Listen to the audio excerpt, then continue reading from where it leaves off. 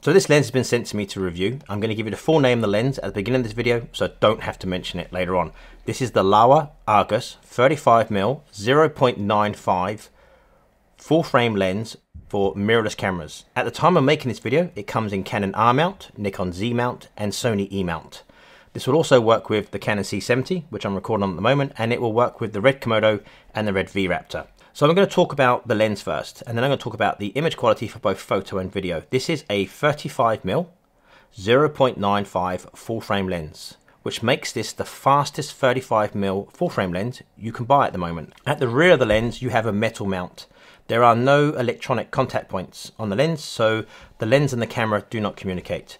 You have an aperture ring, and at the moment, this aperture ring is clicked.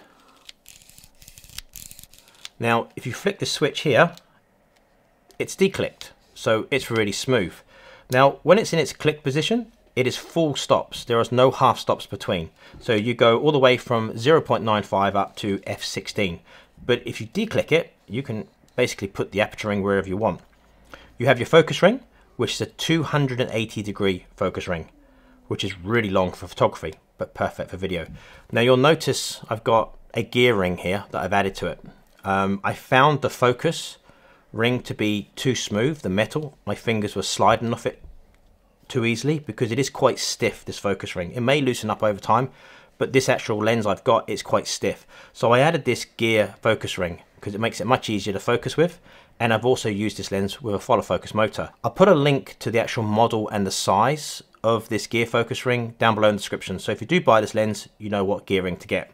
At the front, you have this really tight metal lens hood which clips off, and you have a 72mm front filter thread.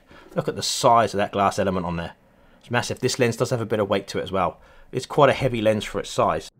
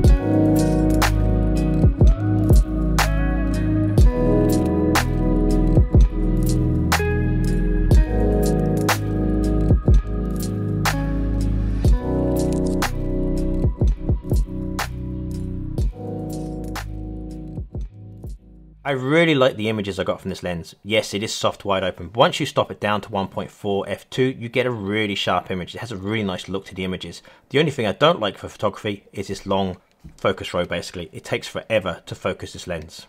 Now let's talk about this lens for video work. Like I said earlier, this has a 280-degree focus turn, which is really nice for video work because it will help you nail your focus much easier.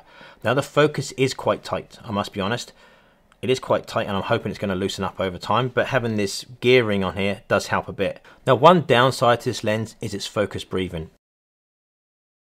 You can see the lens breathing. It is very noticeable. Maybe a deal breaker for some people. I'm happy I tested this lens because I know its limits. I normally wouldn't focus from the background to the foreground. My focus distance would be quite short, and it's not that noticeable.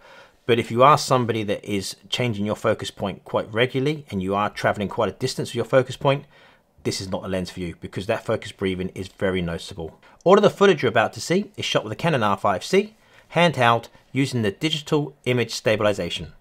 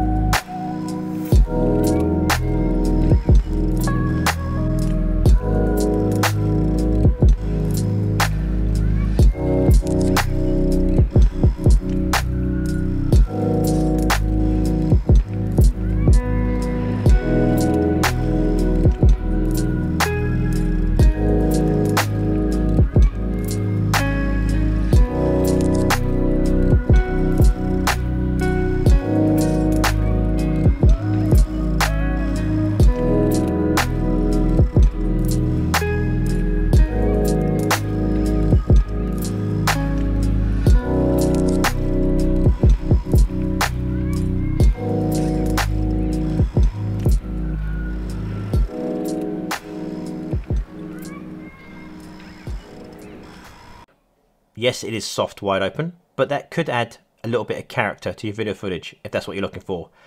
It sharpens up a lot from 1.4 onwards. As you can see in this video here, from 0.95 all the way up to f16, you can see it gets really sharp from around about 1.4 f2. Now this was shot on the Canon R3 with auto ISO.